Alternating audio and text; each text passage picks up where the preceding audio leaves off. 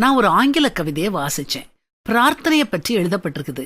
நம்முடைய ஜெபம் கடவுளுக்கு எவ்வளவு முக்கியமானது, அவர் நம்முடைய பிரார்த்தனைகளுக்கு எப்படி பதில் கொடுக்கிறாருங்கிறத பற்றிய கவிதை இது.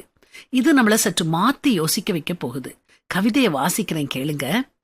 நான் சாதனை புரிவதற்காக எனக்கு வலிமையை தாரும் என்று கடவுளிடம் கேட்டேன். தாழ்மையையும் கீழ்ப்படிதலையும் நான் கற்றுக்கொள்வதற்காக அவர் என்னை பலவீன பாண்டமாக்கினார். பல சிறப்பான காரியங்களை செய்வதற்காக கடவுளிடம் ஆரோக்கியம் வேண்டி நின்றேன். இன்னும் சிறப்பான காரியங்களை நான் செய்வதற்காக அவர் எனக்கு தளர்ச்சியை கொடுத்தார். மகிழ்ச்சியாக இருப்பதற்காக நான் கடவுளிடம் செல்வம் கேட்டேன். நான் ஞானியாக விளங்குவதற்காக அவர் எனக்கு வறுமையை அளித்தார்.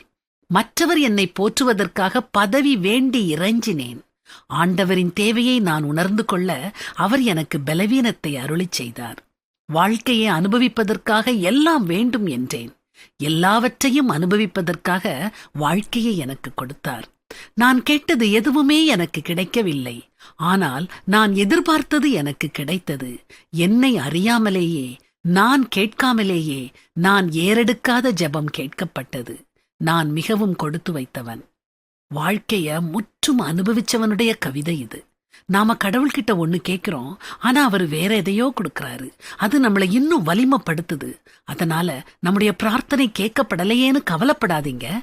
நாம் வேண்டிக் கொள்ளுகிறதற்கும் நினைக்கிறதற்கும் மிகவும் அதிகமாய் நமக்குள்ளே கிரியை செய்கிற வல்லமையின்படியே நமக்கு செய்ய வல்லவராகிய அவருக்கு எப்பவும் நன்றியோட இருப்போம்.